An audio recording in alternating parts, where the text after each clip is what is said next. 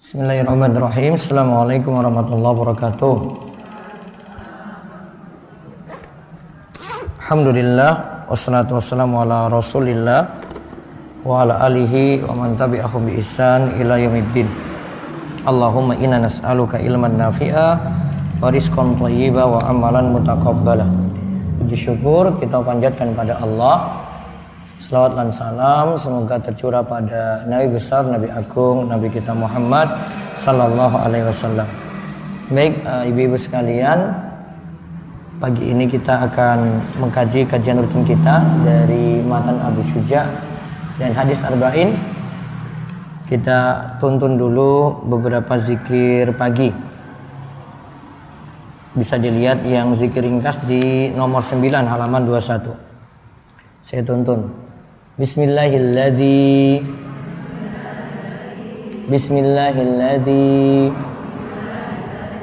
la yadurru ma'asmihi syai'un fil ardi wala fis sama' wa huwas sami'ul alim. Bismillahilladzi la yadurru ma'asmihi syai'un fil ardi wala fis sama' wa huwas sami'ul alim. Raditu billahi rabba wa bil islami dina wa bi Muhammadin sallallahu alaihi wasallama nabiyya.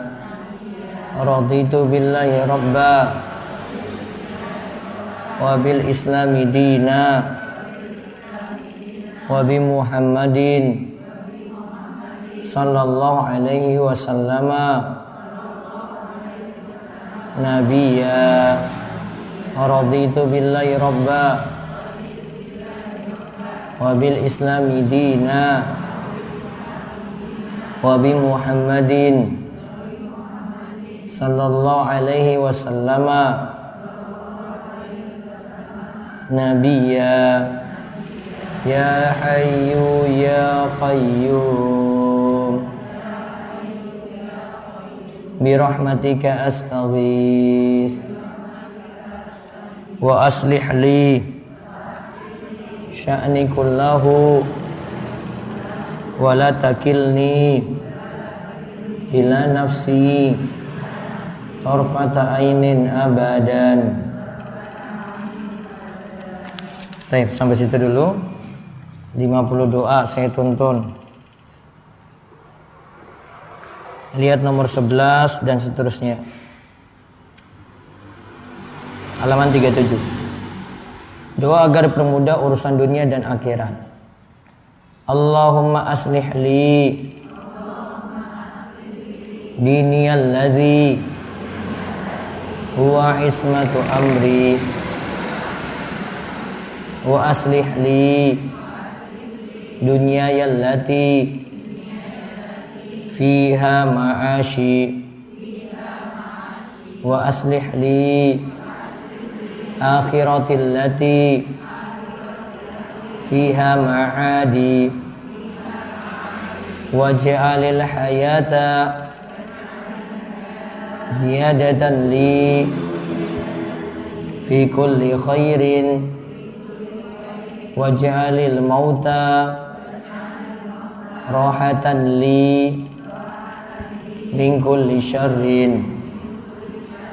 Terus nomor 12, doa minta kesehatan dan kelapangan rezeki. Allahumma gfirli warhamni wahdini wa'afini warzuqni. Allahumma gfirli warhamni wahdini wa'afini warzuqni. Doa nomor 13, doa minta panjang umur, banyak harta dan baiknya amal. Allahumma aksir mali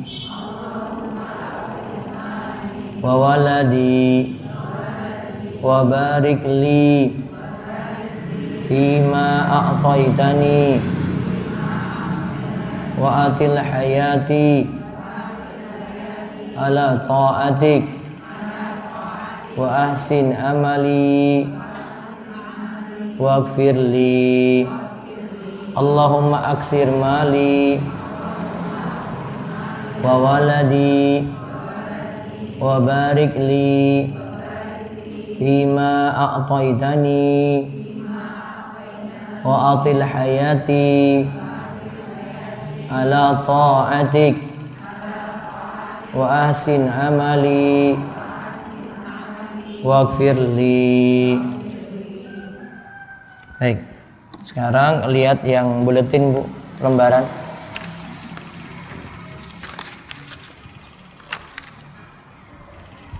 Kita sudah masuk ke 4 sebab terkabulnya doa. Di hadis 10 arba'in ini kemarin kan disebutkan, coba lihat terjemahannya Nji. Rasulullah SAW bersabda dari hadis Abu Hurairah, sesungguhnya Allah itu baik, thayyib, tidak menerima kecuali yang thayyib. Dan sesungguhnya Allah memerintahkan kepada kaum mukminin seperti apa yang diperintahkan kepada para rasul. Allah berfirman, wahai para rasul, makanlah dari makanan yang baik-baik dan kerjakanlah amal soleh. Juga Allah Ta'ala berfirman, wahai orang-orang yang beriman, makanlah dari rizki yang baik yang kami berikan kepadamu. Kemarin thayyib yang kita bahas suci, halal. Berarti disuruh makan makanan suci dan halal. Dari sisi pekerjaan, ya, berarti pekerjaan yang halal. Nah, disebutkan di akhir, kemudian Rasulullah SAW menyebutkan seorang yang lama bepergian, rambutnya kusut, berdebu, ini tanda orang yang butuh pada Allah, dan menengadahkan tangannya ke langit. Lantas berkata, wahai Rabbku, padahal makanannya itu haram, minumannya haram, pakaiannya haram, dan ia dikenyangkan dari yang haram, bagaimana mungkin doanya bisa terkabul? Nah, kita sudah sebut 4 sebab terkabulnya doa. Seandainya ini terpenuhi, kalau tidak ada penghalang, doanya terkabul. 1. Keadaan dalam perjalanan jauh atau safar. 2. Meminta dalam keadaan sangat butuh atau genting. 3. Menengadahkan tangan ke langit. Angkat tangan, Bu. Dia angkat tangan. Kemudian yang keempat, memanggil Allah dengan panggilan ya Rabbi, ya Rabbi. Nah, yang kelima tidak dipenuhi apa, Bu? Makan makanan yang halal dia tidak penuhi. Dia menempuh makan makanan yang haram, atau pekerjaannya itu enggak halal. Nah, harusnya kalau mau terpenuhi pekerjaannya harus halal. Nah, sekarang gimana kalau kita punya harta haram? Yang jelas boleh dipakai nggak, Bu? Hah? Boleh pakai harta haram? Hah? Diapain?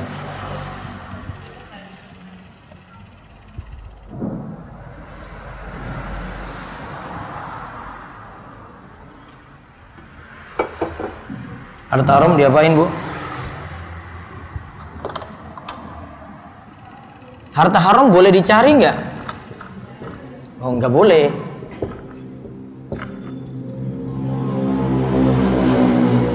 Kemarin saya sebutkan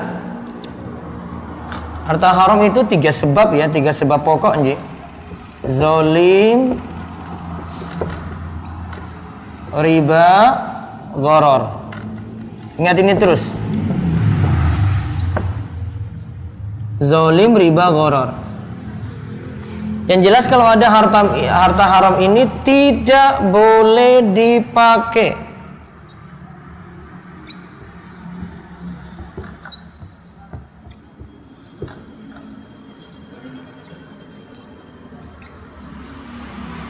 Namanya saja haram, Bu.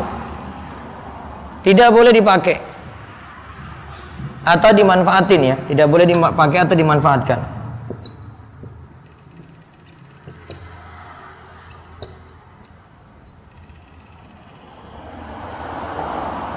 Kalau tidak boleh dipakai atau dimanfaatkan, keluarkan zakat atau tidak? Hah? Tidak. Zakat dari harta yang halal. Nah, ini murni ibu keluarkan langsung gitu. Jadi tidak ada hitungan-hitungan zakat 2,5%, mboten, Bu. Misalnya nih ya, tabungan jenengan ada simpanan ada 5 juta. 500.000 haram. 500.000 dari 5 juta ini. Yang jenengan keluarkan ini dulu 500.000-nya, Bu. Ini jangan masukin dalam hitungan apa-apa ini. Ini murni keluarkan langsung. Ada 15 juta, ya 500.000 keluarkan gitu. Gak usah jenengan hitung 2,5%-nya dari ini nggak pakai 2,5%, Bu. Ini bukan 2,5% dikeluarkan, 100%. Jadi nggak ada hitungan-hitungan ini. Ini langsung dikeluarkan. Set. Sudah sisa berapa? 15 juta kurang 500.000, 14,5 juta yang jenengan pikirkan zakatnya. 500 nggak usah pikir lagi karena sudah dikeluarkan. Paham ya? Nah sekarang masalahnya ini mau diapain ini? Bang zakat nggak boleh. Sedangkan kita mau salurkan ini nih. Nah, yang dibahas pertama sedekahnya, Bu.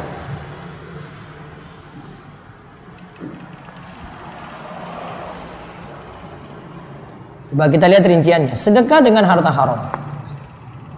Pokoknya antara 3 tadi, Ji. Zalim, riba, gharar. Nah, sekarang lihat. Harta haram kita bagi 3. Harta haram kita bagi 3. Ada harta haram secara zatnya. Contoh khamr atau miras, babi, benda najis. Benda najis itu misalnya bangkai. Kalau daerah sekitar kita itu masih memanfaatkan bangkai dijual, Bu. Nah, itu yang pertama berarti. Lihat kalimatnya. Harta seperti ini tidak diterima sedekahnya dan wajib mengembalikan harta tersebut kepada pemiliknya atau dimusnahkan. Dikembalikan pada yang punya atau dimusnahkan harta tersebut. Berarti ada yang kasih khamar, kembalikan itu. Atau tidak apa? Dimusnahkan. Sudah saya buang itu. Dijual boleh nggak? Dimusnahkan, Bu. Nggak boleh dijual. Jadi kan mau ambil untung dari ini lagi nggak bisa. Sudah dapat bangkai ini. Ini mana nih? Masih bisa dapat untung lagi. Jangan mikir untungnya lagi. Cuma bisa dimusnahkan atau kasih ke yang punya lagi, dikembalikan. Itu yang pertama ya. Jadi zatnya itu haram. Sekarang yang kedua, harta yang haram karena berkaitan dengan hak orang lain. Bu, itu hak orang. Contoh, HP curian, mobil curian. Sedekah harta semacam ini tidak diterima dan harta tersebut wajib dikembalikan kepada pemilik sebenarnya. Kalau tahu, kembalikan. Oh, ini yang punya ini si A. Kemarin HP-nya hilang. Kok orang lain jual ke saya? berarti kembalikan ke yang punya. Oh, ini mobil si A, nah, ini kok bisa ada di sini, kembalikan pada yang punya. Nah, sekarang masalahnya, ketahuan ini HP curian, namun pemiliknya nggak tahu ada di mana. Kalau tidak tahu, berarti dilepas harta tersebut, diberi kepada orang yang butuh dengan niatan cuci harta. Yang kedua ingat ya, masih milik orang lain. Solusinya gimana? Dikembalikan pada yang punya. Terus yang ketiga, harta haram karena pekerjaan. Contoh harta riba. Harta riba itu, ya kita lihat dulu harta riba atau harta dari hasil dagangan barang haram. Jadi pekerjaan yang haram, Bu. Barangnya yang dijual enggak, tapi mungkin dia nipu orang, dia zolimi orang, yang dijual ke orang lain enggak. Tapi orang ini ketika dia dagang, ya hasilnya haram. Nah lihat, sedekah dari harta jenis ketiga ini juga tidak diterima. Dan wajib membersihkan harta tersebut. Namun apakah penyucian harta ini disebut sedekah? Nah, para ulama berbeda pendapat. Intinya jika dinamakan sedekah tetap tidak diterima karena Nabi Shallallahu Alaihi Wasallam bersabda, tidaklah diterima sholat tanpa bersuci, tidak pula sedekah dari harta gulul, dari harta haram. Berarti kalau bahas sedekahnya, Bu, ya kalau bahas sedekahnya juga tidak diterima. Terus diapain, Bu, hartanya? Ditulis, disalurkan selain dua keperluan. Selain dari dua ini. Pertama, selain kepentingan masjid. Yang kedua, selain kepentingan pribadi.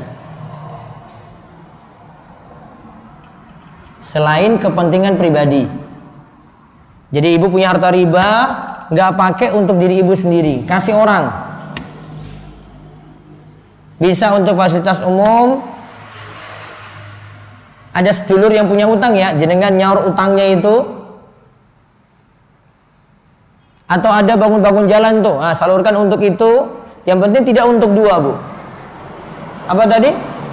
Bangun masjid. Yang kedua, kepentingan pribadi. Contoh kepentingan pribadi. Jenengan itu kalau punya tabungan di bank itu ada namanya biaya administrasi. Tapi jenengan dapat bunga lagi, Nji. Bunga ini jenengan tidak boleh tutupi biaya administrasi, nggak boleh. Jadi bunga jenengan tarik dari situ, keluarkan. Jangan jenengan nganggap, wah kemarin kan administrasi sekian.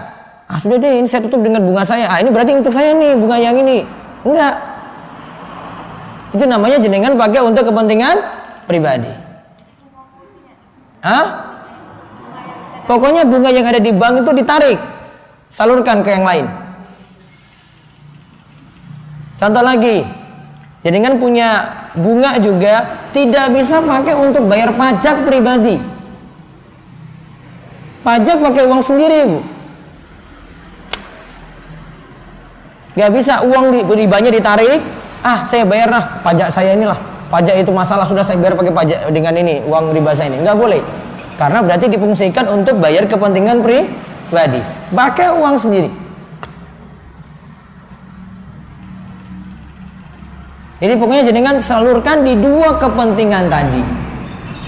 Ustadz, saya punya teman itu punya utang banyak. Saya punya uang riba nih, ada 1 juta. Boleh nggak saya kasih ke dia? Sudah, kasih ke dia aja. Murni kasih ke dia langsung 1 juta nih. Ini untuk kamu nih. Ya.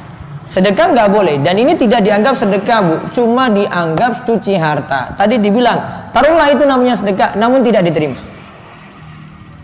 Berarti kita nganggapnya itu mencuci harta haram. Paham ya? Misalnya kalau jenengan mau praktekkan itu, kalau punya tabungan, saya sebut tadi ada 15 juta ya, terus hitung bunganya itu ada 500.000.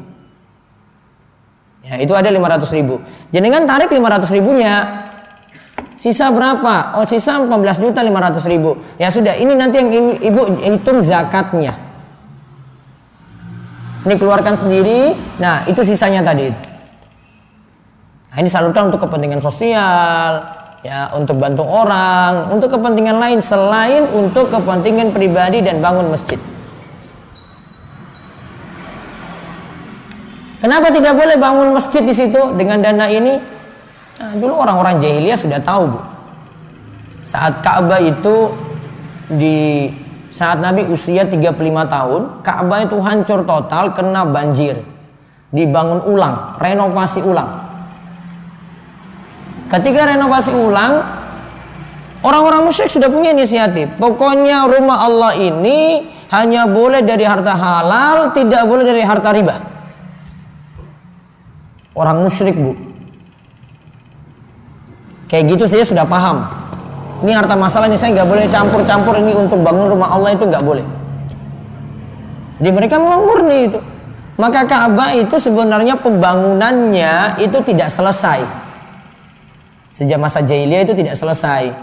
Karena Ka'bah itu cuma kotak aja, bagian yang ada kayak huruf D itu, Hijr namanya, atau Hijr Ismail, itu nggak selesai. Karena dana yang terbatas ketika itu. Karena mereka tuntut pokoknya pakai harta halal. Maka harta haram mereka nggak mau pakai untuk bangun masjid. Ka'bah itu nggak dibangun dari harta semacam itu, murni harta halal.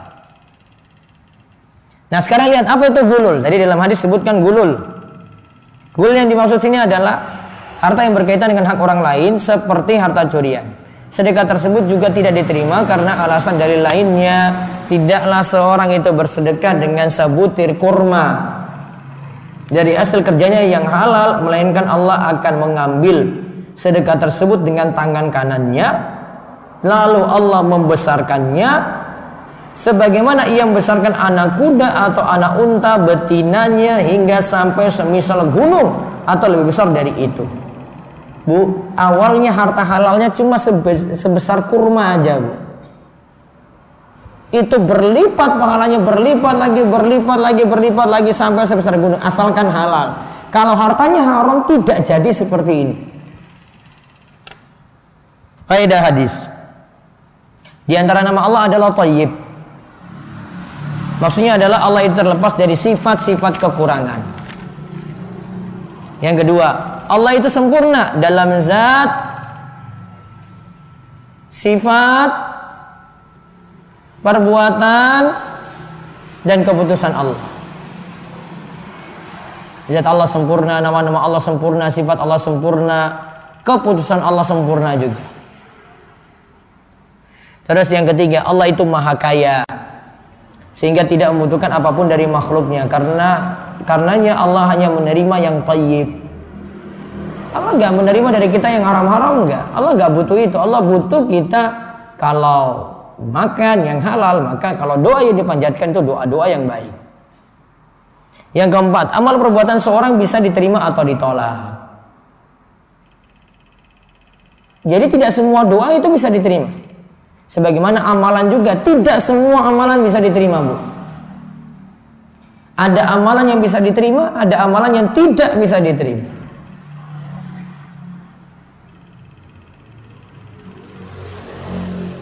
Kemudian yang kelima, para Rasul Sallallahu Alaihi Wasallam juga diperintah dan dilarang. Diperintah untuk makan yang halal, dilarang untuk makan yang haram. Kaum mukminin juga diperintah dan dilarang. Kita sama, ada perintah, ada larangan. Namun nanti ada perintah spesial untuk Nabi ada. Seperti misalnya Nabi SAW itu diwajibkan sholat tahajud. Menurut sebagian mazhab lagi Nabi SAW itu diwajibkan sholat duha. Itu wajib.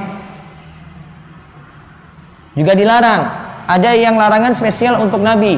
Nabi dilarang menerima harta zakat atau harta sedekah. Beliau hanya menerima hadiah. Tapi sedekah dan zakat Nabi tidak terima. Terus yang keenam, boleh menggunakan suatu metode untuk motivasi yang lain untuk beramal. Seperti dalam hadis ini, diajak orang beriman untuk beramal dengan menyebut contoh para rasul. Itu loh, lihat rasul saja makan yang halal, masa kalian tidak? Yang ketujuh, wajibnya mensyukuri nikmat Allah dengan beramal soleh. Kita disuruh beramal soleh dalam rangka mensyukuri nikmat Allah. Yang kedelapan, khabith. Khabith itu artinya buruk ya. Yang buruk itu dilarang. Dan penilaian khabith berdasarkan penilaian syariat. Maka setiap yang haram itu khabith. Babi itu khabith, buruk. Anjing itu khabith, buruk. Namun kalau belum ada dalilnya, pendapatnya paling kuat, tidak disebut khabith.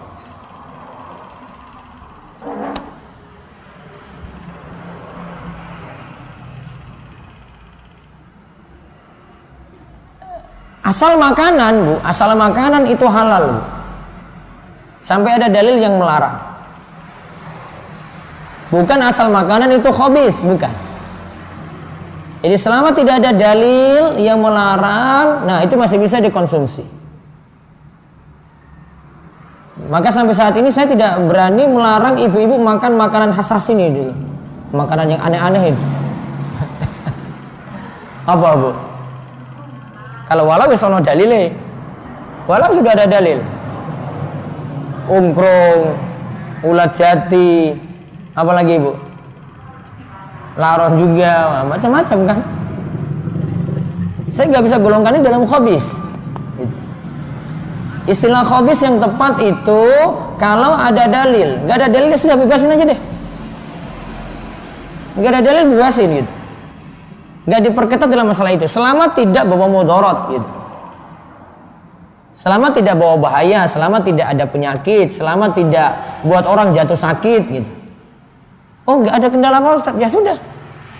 Kecuali ada dalil tegas, babi dalil tegas, khamar dalil tegas. Yang kesembilan, dari hadis ini kita didorong untuk berinfak dengan yang halal dan dilarang berinfak dengan yang haram. Makanya tadi zakat cuma dihitung ambil yang halal saja, Bu. Harta haram nggak kena zakat, namun disuruh apa, Bu? Dikeluarkan semuanya. Terus yang ke-10, hendaknya makanan, minuman, dan pakaian berasal dari yang halal. Tidak boleh dari yang syubhat. Syubhat itu masih samar-samar, nggak jelas halalnya, nggak jelas haramnya. Kalau mau aman hindari dulu sampai jelas.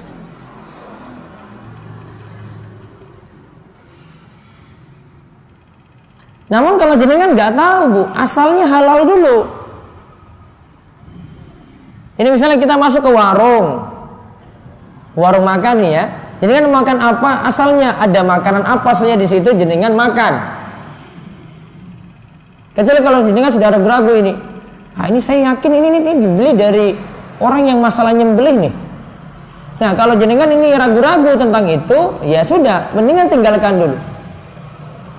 Tapi kalau tidak tahu seperti ini, asalnya halal untuk nikmati.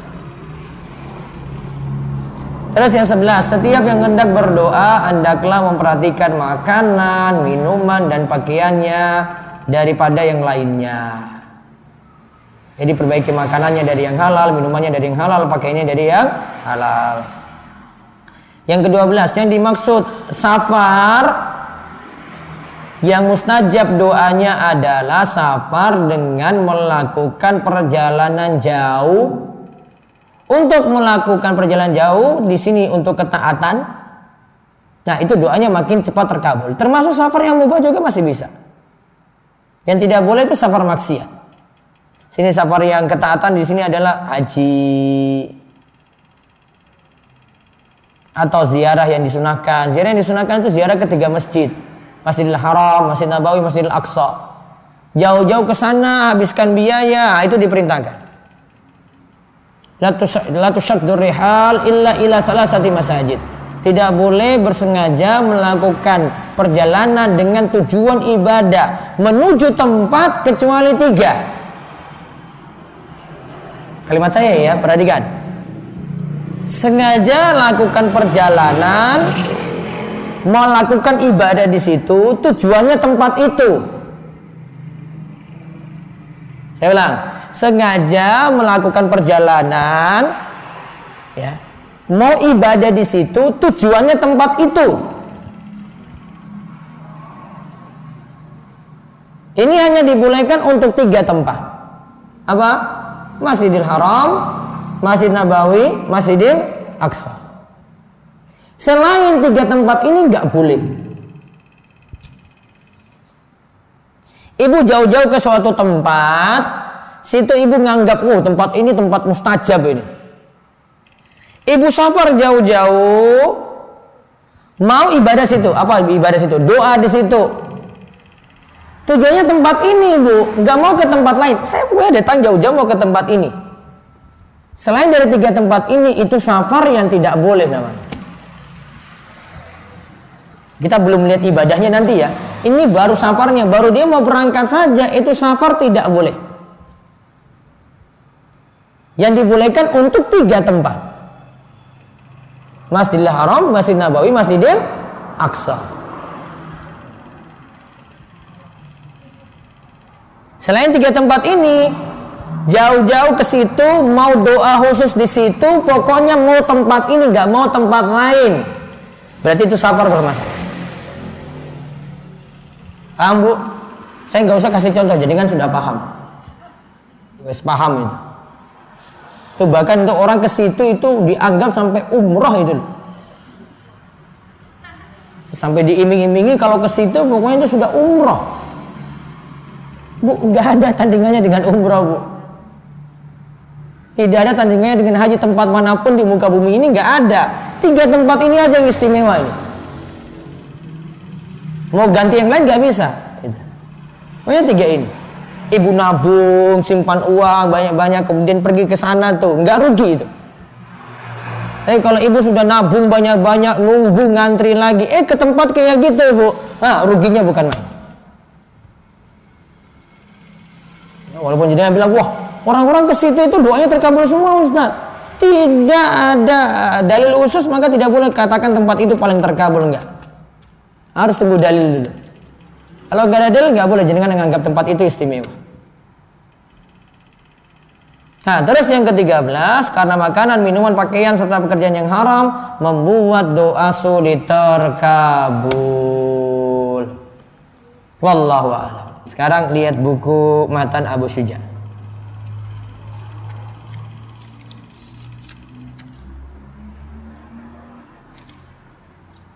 Kemarin sudah sampai puasa wanita hamil menyusui, sudah kan?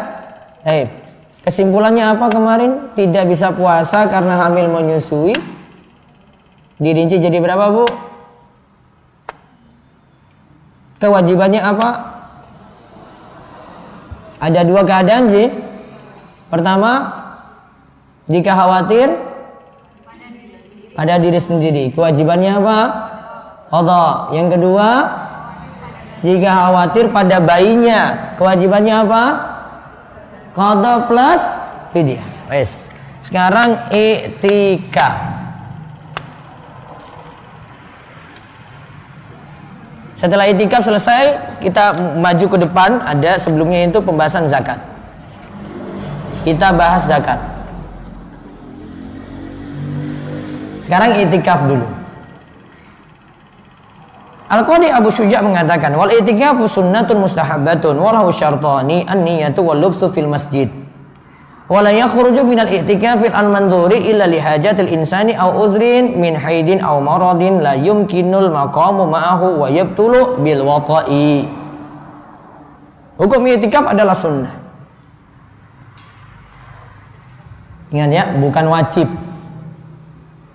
Hukum i'tikaf adalah sunnah. Syaratnya ada 2. Disebut i'tikaf itu syaratnya ada 2. Yang pertama niat, yang kedua berdiam di masjid. Terus, orang yang mengerjakan i'tikaf karena nazar tidak boleh keluar masjid kecuali jika ada kebutuhan atau ada udzur seperti haid atau sakit yang tidak memungkinkannya berdiam diri di dalam masjid. Kemudian i'tikaf itu batal dengan jima, dengan hubungan intim, sebagaimana firman Allah Al-Baqarah 187, wala tubashiruhunna wa antum akifuna fil masajid. Dan janganlah kalian itu mencumbu istri kalian sedangkan kalian i'tikaf di dalam masjid. Ayat ini saya singgung kemarin malam minggu di Masjid Agung Al-Ikhlas. Yang belum punya buku, ada 30 buku di belakang tuh nanti, yang belum punya saja, jangan double-double, bisa ambil di panitia nanti. Sekarang i'tikaf itu apa dulu? I'tikaf itu berdiam diri di masjid dalam rangka ibadah.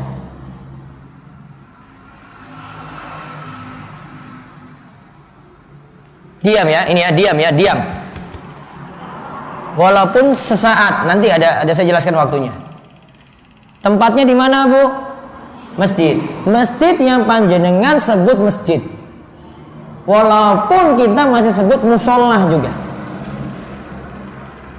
Masjid itu berarti ada sholat 5 waktu, Bu. Ibu barangkali punya musola di rumah gitu, ada tempat sendiri. Ustadz, saya biasanya sholat di sini, Ustadz. Ruangan kecil ukurannya 2x2, 1x1 gitu. Saya sholatnya di situ. Nah, itu nggak dianggap karena tidak untuk umum orang itu sholat 5 waktu di situ. Walaupun jenengan sholat di situ, maka di situ bukan tempat i'tikaf.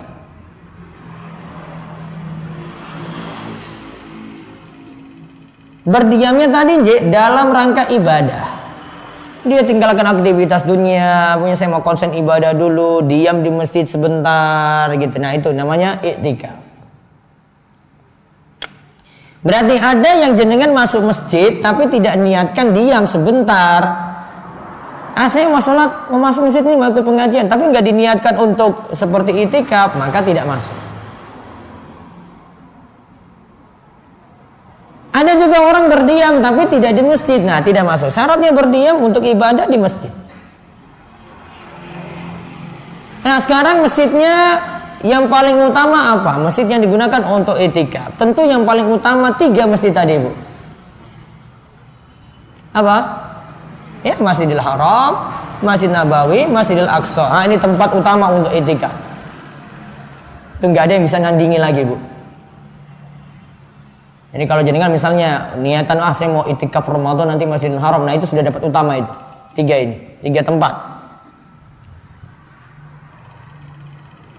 Kemudian yang kedua, masjid jami yang ada sholat Jumat dan sholat 5 waktu. Masjid jami ya. Ya kayak Al-Azhar sini sholat Jumat, sholat 5 waktu. Yang ketiga, masjid atau musola yang ada sholat 5 waktunya untuk umum ya. Berarti kalau ada sholat 5 waktu tapi tidak untuk umum atau orang cuma keluar masuk saja gitu. Seperti kalau kita lihat di pantai sini, di pantai Gunung Kidul ada musola-musola pinggir jalan atau musola di pantai kan. Itu kadang tidak dipakai sholat Jumat, Bu. Cuma kalau orang wisatawan datang sholat situ. Masjid di bandara, masjid di terminal, ada di pom bensin, ada musola di situ ya. Itu nggak masuk. Masjid sekolahan, nah itu nggak masuk, Bu. Masjid kantor, nah masjid kantor, masjid sekolahan cuma pakai zuhur asar. Jadi bukan digunakan untuk masjid i'tikaf. Nah sekarang lihat hukumnya. Hukum i'tikaf itu sunnah, tidak wajib.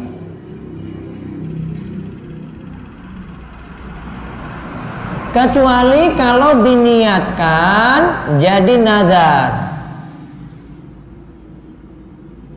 Kecuali kalau diniatkan jadi nazar, Bu. Saya mau nazar tahun ini saya i'tikaf 10 hari terakhir Ramadan. Nah, wajib berarti.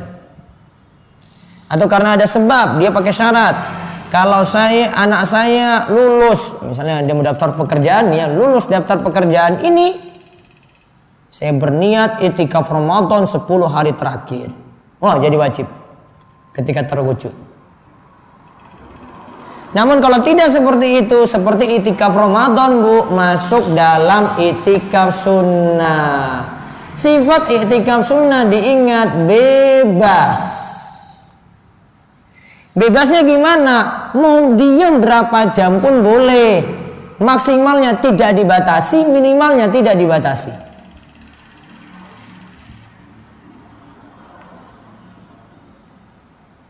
Ustaz, saya mau habis tarawih, saya mau itikaf. Ya mau enggak? Keluar jam berapa, Bu? Oh, saya keluar nanti mungkin jam 10. Ya silakan. Cuma 1 jam mungkin. Ustaz, saya mau itikaf nanti dari habis tarawih sampai mau sahur. Boleh. Paginya saya kerja, Ustaz, malam enggak, cuma bisa malam aja. Silakan. Boleh seperti itu. Ustaz, saya itu pekerja malam, cuma bisa itikaf siang-siang. Silakan, dibolehkan. Karena apa tadi, Bu? Ingat, itikafnya sunnah. Sifat sunnah itu bebas. Sifat sunnah itu gak dikekang, Bu. Saya contohkan misalnya puasa sunnah, Bu. Sifat puasa sunnah itu bebas sebenarnya, gak terlalu dikekang seperti ibadah wajib. Saya pernah bahas masalah niat. Kalau niat puasa wajib harus malam hari, qoblal fajri, sebelum subuh, Bu, sudah ada niat. Namun kalau puasa sunnah, jenengan malam-malam tidak niat, Bu, pagi-pagi jam 7, saya mau niat puasa Kamis saja lah sekarang dah, sah. Namun kalau puasa wajib nggak boleh, malam nggak mau niat puasa, saya nggak mau niat puasa lah besok. Jam 7 pagi tobat dia. Saya mau puasa aja deh. Dari jam 7 pagi mau pasang niat, nggak bisa. Karena niat puasa wajib harus di malam hari. Nah, makanya sifat sunnah itu lebih bebas, Bu.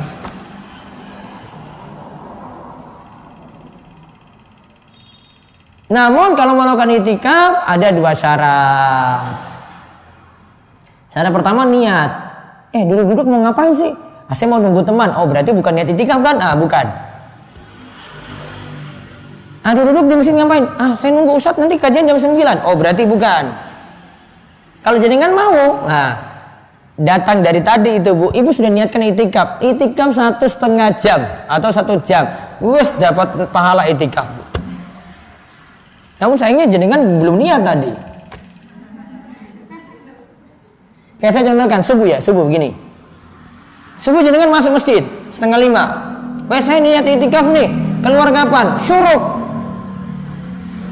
Ya, maka dari jam 4:30 sampai misalnya 6:30 jenengan di masjid terus gitu ya, sudah dapat pahala itikaf. Yang Menawi katakan kayak gitu. Terserah dia mau masuk siang hari mau malam hari, kata yang Menawi. Ya sudah, itu itikaf tuh, niatnya aja. Yang bedakan niat. Karena bisa jadi orang masuk masjid nunggu teman, masuk masjid, wah ada kerjaan Ustaz saya. Masuk masjid, dia ada aktivitas lain. Ya kenapa nggak sekalian niat itikaf saja, dapat pahala itikaf. Syarat yang kedua, al-lubsu fil masjid, diam di masjid.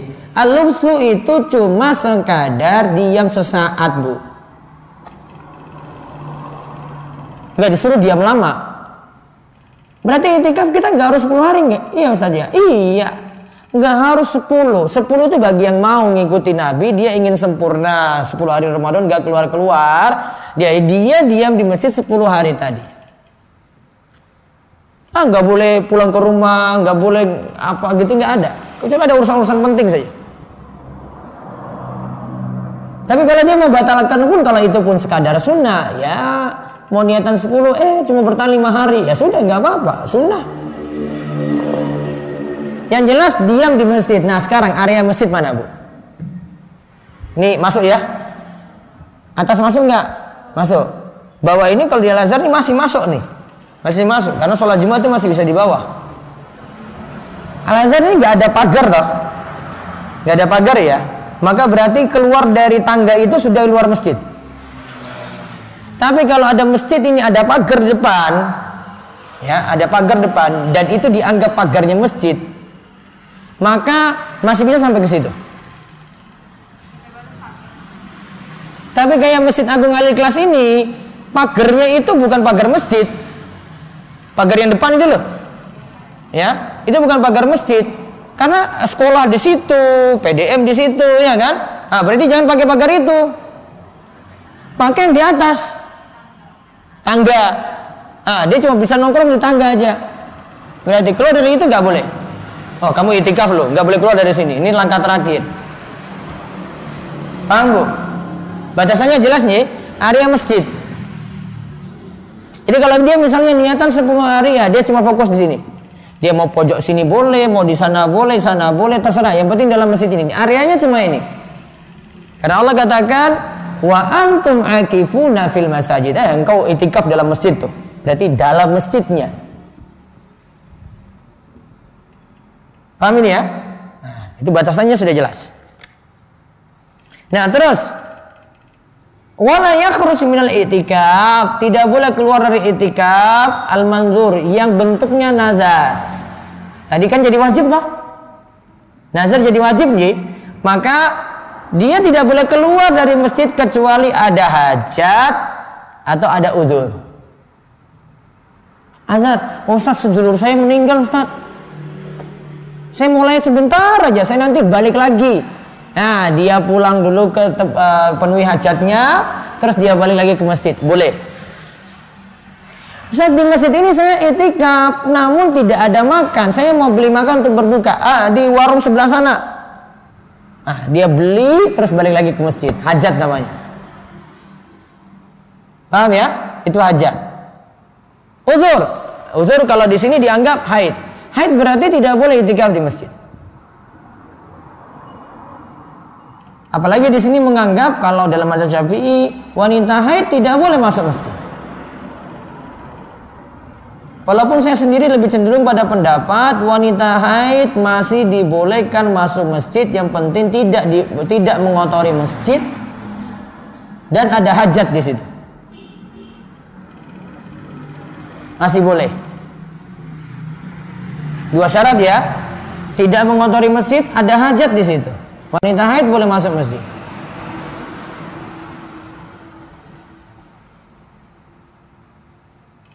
Berarti ikut pengajiannya boleh nggak? Boleh. Terus di sini ada uzur lagi sakit. Saya nggak bisa di masjid Ustaz, itikaf nggak bisa lanjut lagi ini. Saya demam. Ya sudah, berarti dia keluar masjid.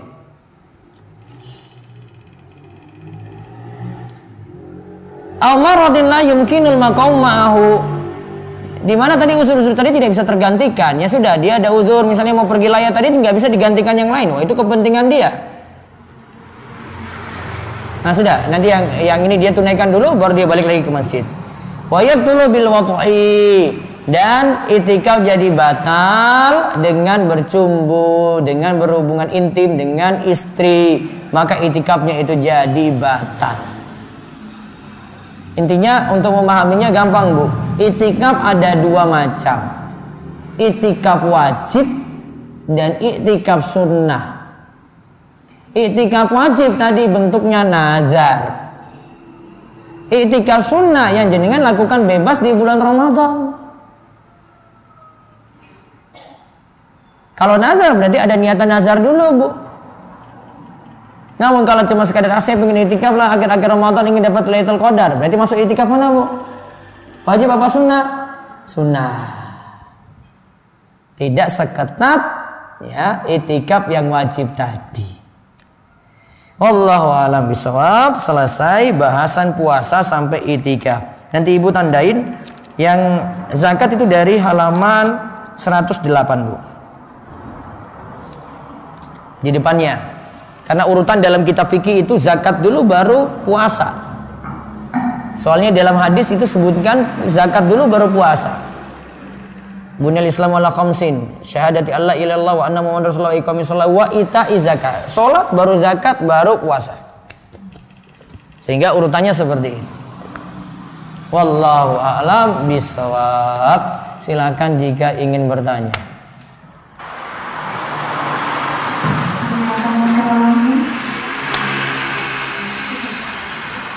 Ada yang nanya langsung? Depan.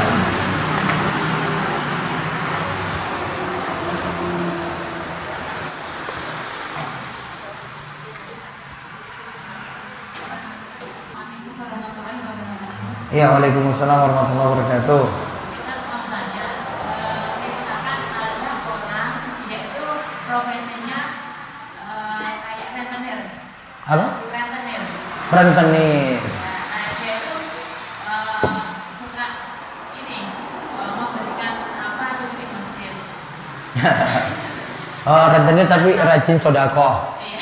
Iya, terus. Pas ini biasanya kalau pas apa bulan puasa ini beliau memberikan takjil. Nah itu gimana? Harus dikembalikan atau gimana? Penghasilan dia haram untuk dia. Ini kaidah ini saya belum sebutkan. Seperti pekerjaan riba ini, Bu. Penghasilan itu haram untuk yang bekerja.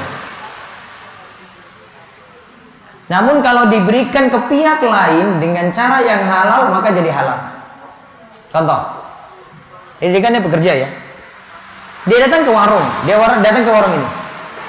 Bu, saya beli. Uangnya dari apa tadi? Riba kan? J. Terus belinya ke warung ini beli beras, dia beli beras. Transaksinya apa, Bu? Jual beli kan? Maka beralih ke pemilik warung, halal untuk dia. Paham? Si dia ini ya masih pekerjaan yang haram, maka yang dia beli haram untuk dia, halal untuk yang menerima. Paham ini ya? Tadi dia kasih apa? Sedekah. Yang makan kalau nggak tahu aman-aman aja.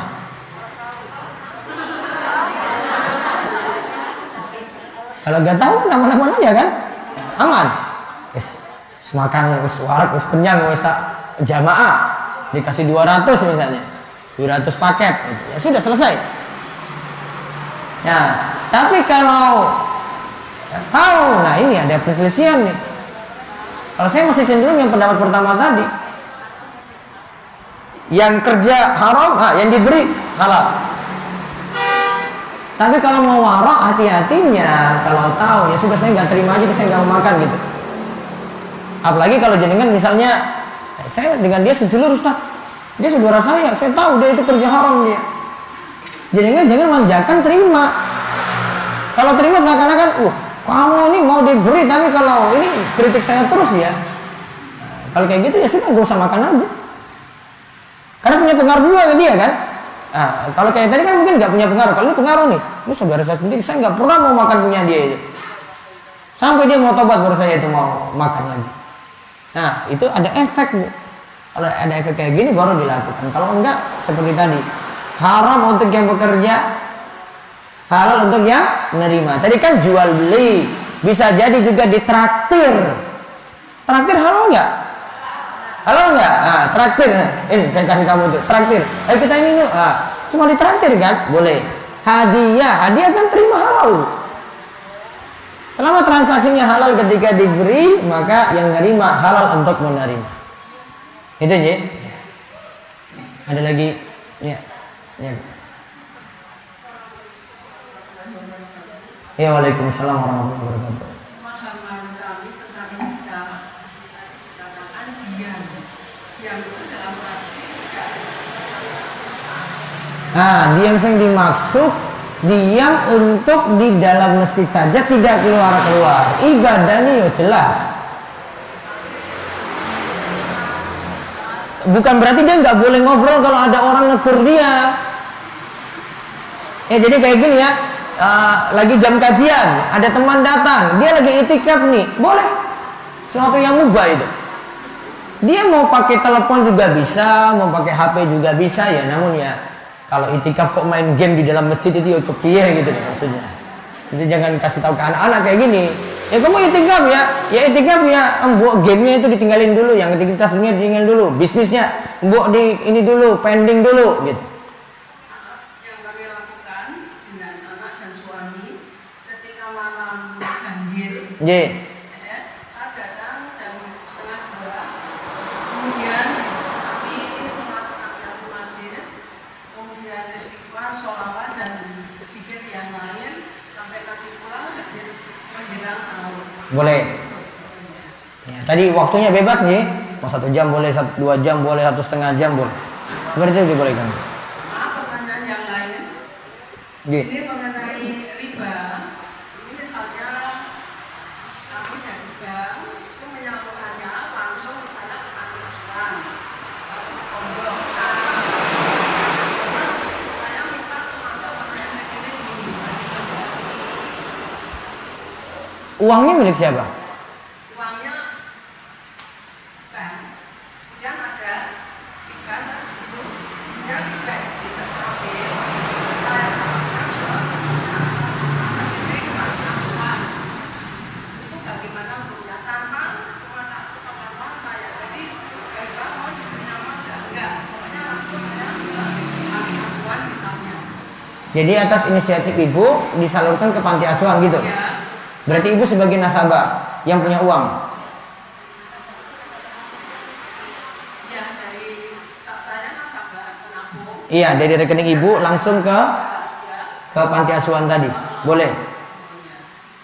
Itu uang ibu di situ. Enggak masalah. Maaf, yang ketiga ini mungkin sudah terbiasa ya, ini saya dapat kiriman untuk anak cucu kami nanti mungkin masalah doa berbuka puasa. Ini kok saya dapat Allahumma laka samtu. Itu jangan diamalkan karena kemudian yang bisa diamalkan adalah doaku dan seterusnya. Nah, ini bagaimana menanamkannya ke anak-anak?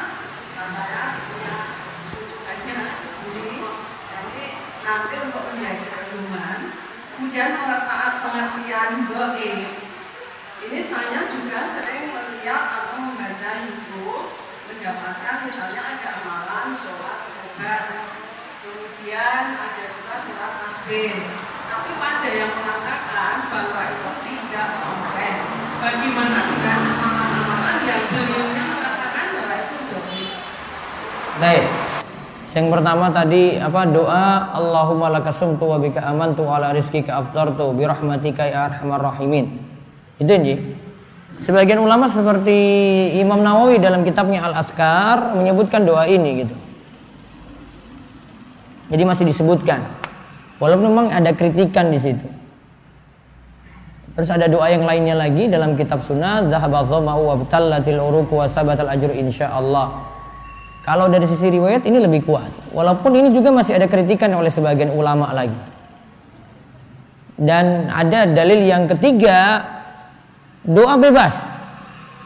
Ya, doa bebas karena tiga doa yang tidak tertolak diantaranya doa orang yang berpuasa ketika berbuka. Jadi kalau mau amalkan itu, tapi isinya masalahnya bukan permintaan tapi pujian gitu. Allahumma lakasumtu itu isinya pujian, bukan permintaan. Kalau permintaan itu ada di dhahaba dhama'u wabtallatil uruq wa sabatal ajru insyaallah. Rasa haus telah hilang, dahaga telah hilang ya. Terus semoga ditetapkan pahala insyaallah. Nah, ketika minta ditetapkan pahala berarti dia berdoa ketika saat berbuka. Walaupun ada hadis yang sebut doa secara umum itu dikabulkan saat kita berbuka puasa. Tapi kalau mau aman, amalkan saja dhahabat dhama'u tadi. Terus yang kedua, sholat tasbih, sholat taubat, sholat hajat. Ini masing-masing ada pembahasannya. Sholat taubat secara hadis dhaif, tapi secara dilihat dari tekstual ayat bisa dipakai. Dan sepakat 4 ulama madhab, sholat taubat ada syariatnya. Terus yang kedua, sholat tasbih. Sholat tasbih hadisnya mengalami kerintikan. Walaupun sebagian tetap mengamalkan karena dianggap fadilah amal. Tapi yang paling bagus kalau menurut saya tidak diamalkan. Dikarenakan tipe sholatnya yang tambahan zikirnya yang terlalu banyak. 300 kan dalam satu kali sholat. Nah, terlalu berat. Walaupun mungkin bagi orang yang biasa ya biasa gitu. Terus yang ketiga sholat hajat. Hajat sebagian hadis yang bicarakan ini sahih. Dan sebagian ulama mengkritik ini. Kalau menganggap sahih silakan untuk amalkan. Wallahu a'lam. Untuk lantai 1 saya batasi 1 pertanyaan secara langsung karena lantai 2 ada pertanyaan secara langsung juga. Setelah ini langsung menuju ke lantai 2 ya untuk pertanyaannya.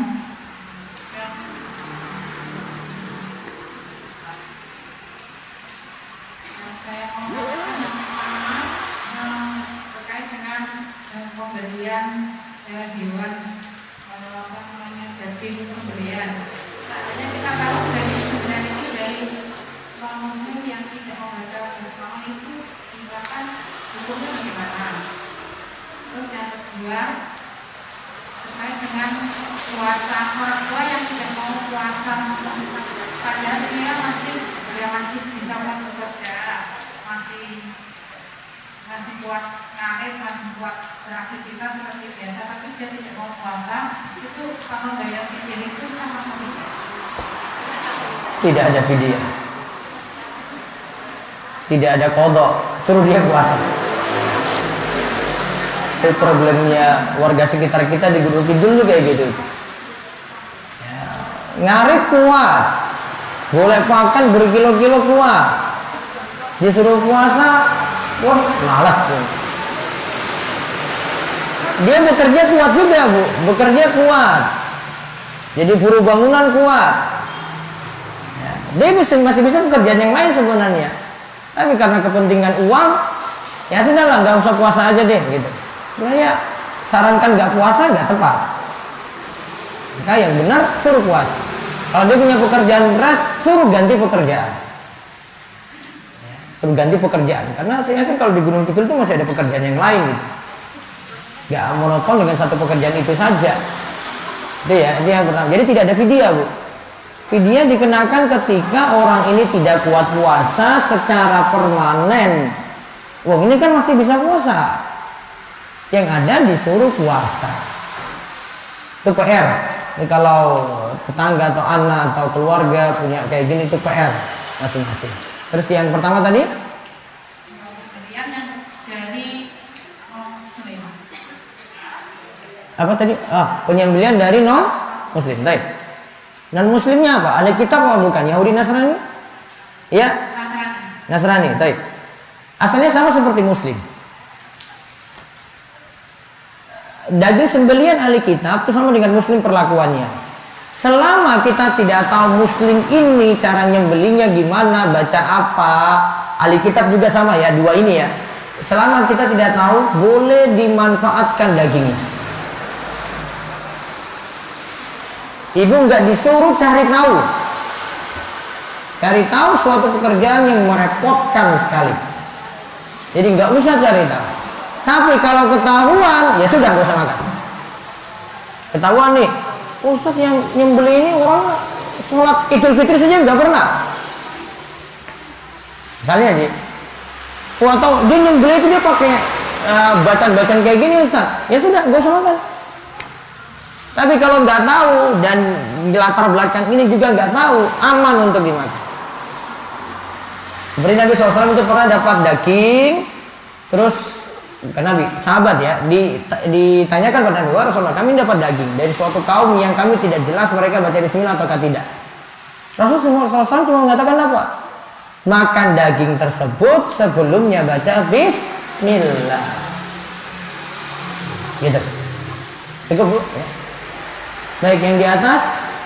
Sambil menunggu mic-nya di bawah ke atas, saya bacakan pertanyaan lewat WA dulu. Bismillah, saya punya anak kecil. Jadi tarawihnya di rumah sendiri. Pas sudah selesai 4 rakaat salam, anak nangis. Saya harus mulai lagi dari awal atau melanjutkan saja? Melanjutkan saja. Kan 4-nya sudah selesai toh? Iya, sudah. Bu, minimal sholat tarawih itu berapa rakaat? Seandainya tadi kasus itu ya, misalnya ya, 4 selesai tadi ya, terus dia nggak mau lanjut lagi, boleh atau tidak? Nah, boleh. Paham kan? Ustadz saya nggak bisa lanjut lagi Ustadz, anak saya nangis sampai subuh ini, saya nggak bisa kerjakan sholat tarawih tadi. Ya sudah, ibu pakai yang 4 tadi. Setelah itu kalau ada kesempatan witir ya sudah witir lah. Sudah. Tarawih itu tidak dibatasi minimalnya, tidak dibatasi maksimalnya. Minimal terserah ibu, maksimal terserah. Tapi kalau mau lakukan ya tadi 11 ya, sempurna 11 gitu. Tapi seandainya dia cuma dapat 4, Ustaz saya cuma kesempatan 4 Ustaz, mau nambah lagi sudah nggak bisa. Anak tadi masalahnya. Ya sudah, pentingkan yang wajib, yang sunnah bisa ditunda. Ya. Yang atas sudah siap? Yang di atas ada? Silakan di atas. maknanya bisa didekatkan ke ini, kurang jelas suaranya. Ini masalah masalah korban. Misalnya 7 orang kan, 7 orang rombongan korban sapi. Kemudian salah satu anggota itu ada yang pekerjaannya ya kembar. Terus apakah ini mempengaruhi dari sahnya korban dari ke-7 orang tersebut? Yang satu itu kurbannya tidak diterima, yang 6/7 kurbannya diterima. Berarti nggak apa-apa ya Ustaz ya? Misalnya ada kan Ya apa-apa sih kalau cari orang lain lebih bagus gitu. 6/7 yang kan cuma ibu tanya diterima atau tidak kan? 6/7 diterima karena hartanya halal, 1/7 tidak diterima untuk orang ini saja. berarti mungkin untuk kaitannya sama yang satu itu di Adanya dia nggak apa-apa bu, tapi masalah untuk dia 1/7 ini bukan masalah untuk 6/7. Yang 6/7 itu nggak masalah mereka. Iya. Terus kalau dagingnya yang akhirnya disembelih, ya, dagingnya disembelih halal itu, boleh dimakan dari caranya tadi ya. Jadi cuma dia saja yang hartanya bermasalah, yang tidak diterima kurbannya tadi. Gitu. terus satu lagi masalah nazar. Apakah setiap perkataan yang tidak diawali misalnya besok bulan Ramadan saya mau mengeluarkan sedekah, apakah itu sudah disebut nazar? Belum, nazar itu dengan sumpah dulu. Demi Allah, saya bulan ini, nah misalnya anak saya jika lulus ya jadi pegawai ini, saya bernazar akan iktikaf 10 hari terakhir bulan Ramadan. Oke, sumpah itu. Karena nazar itu sumpah, Bu.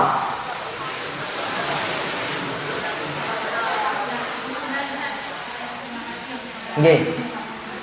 Waalaikumsalam warahmatullahi wabarakatuh. Silakan Bu Hansa. Assalamualaikum warahmatullahi wabarakatuh. Waalaikumsalam warahmatullahi wabarakatuh. Jika kita sudah melaksanakan sholat taraweh, apakah masih bisa untuk sholat tahajud? Jika Nah. masih bisa, bagaimana tata caranya? Kesimpulan yang tepat kata Imam Ibnu Abdul Bar, sholat tarawih tidak dibatasi minimal, tidak dibatasi maksimalnya. Minimal tidak dibatasi, maksimal tidak dibatasi. Bahkan beliau katakan, Ibnu Abdul Bar katakan, ini sepakat ulama. Cuma para ulama bersisi pendapat mana yang lebih afdol, 11 ataukah 23. Nah, itu. Cuma masalah afdoliyah, mau pilih 23 mau pilih 11. Tapi seandainya mau pilih 11, 23 semua dianggap sah. Nah, dari sini saja kita ambil kesimpulan, sholat taraweh termasuk sholat malam tidak dibatasi jumlah rakaat. Itu dulu, satu.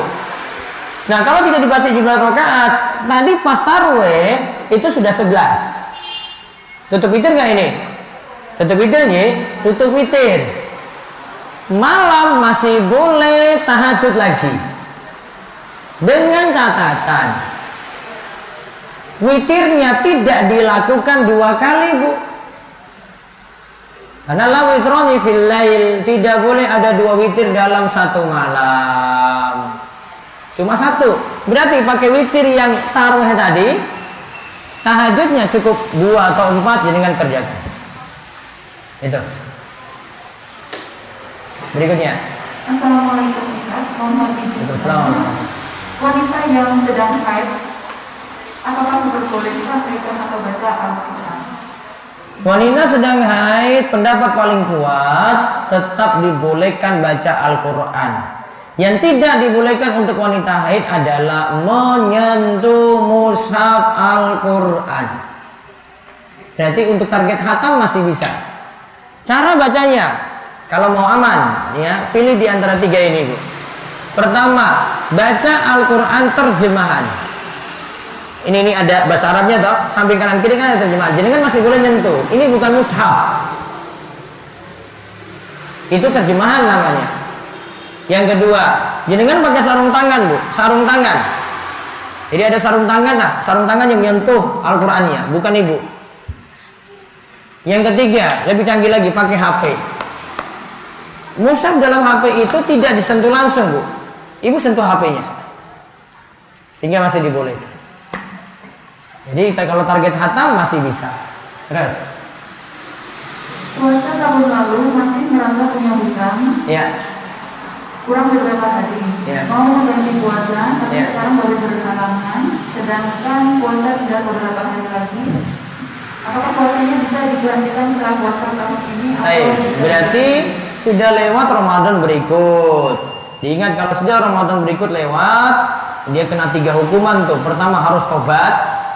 Kok kemarin-kemarin kok belum bayar-bayar? Tobat dong. Yang kedua, tetap diqadha. Kalau punya 5 ya tetap diqadha 5. Seandainya itu lewat kok 2 tahun, tetap 5 juga. Terus tambahkan yang ketiga, tunaikan fidyah berdasarkan fatwa dari para sahabat Nabi. Fidyahnya kemarin gimana caranya, Bu? Satu fidyah berapa mud? 1 mud. 1 mud berapa ons? 7 ons. Ya, 7 ons 700 gram. Dikali, nah 5 hari tadi itu. Bisa bayar nanti setelah Ramadan, tidak apa-apa. Ya, terus. Bagaimana jika kita punya orang tua yang beliau itu tidak pernah membayar puasa, tetapi ketika ditanyai mereka jawab bahwa mereka sudah membayar. Ya berarti bohong. Bagaimana kewajiban seorang anak? Kalau tahu, anak cuma bisa ingatkan. Kalau mau bayar itu kalau orang tua sudah meninggal dunia, baru utangnya orang tua dibayarkan anak. Seandainya orang tua masih hidup, anak belum bisa bayar tadi, karena orang tua disuruh bayar sendiri dulu. Tapi kalau sudah meninggal dunia, maka berlaku nanti utang orang tua bisa dibayarkan oleh ahli waris untuk utang puasanya. Terakhir, Baik, ada pertanyaan secara langsung? Masih ada kesempatan 1 kali pertanyaan secara langsung?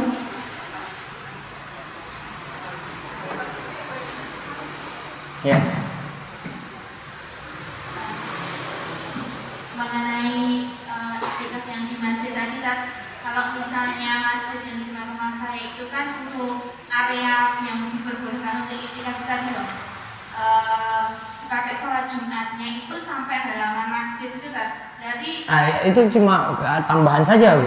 Ini Al Azhar juga nih, kalau mau sholat Jumat juga sampai sana, Bu, sampai jalan ya. berarti tetap masih Tetap yang area normal masjidnya, bukan area tambahan karena jamaahnya kebuak full itu, enggak. Itu ya. Baik, itu saja kita cukupkan. Insyaallah ketemu lagi Selasa depan. Bahasan kita hadis arba'in nomor 11 plus pembahasan zakat. Demikian kita cukupkan. Kita tutup dengan doa kafaratul majelis. Monggo. Subhanakallahumma bihamdika asyhadu alla ilaha illa anta astaghfiruka wa atubu ilaik. Assalamualaikum warahmatullahi wabarakatuh.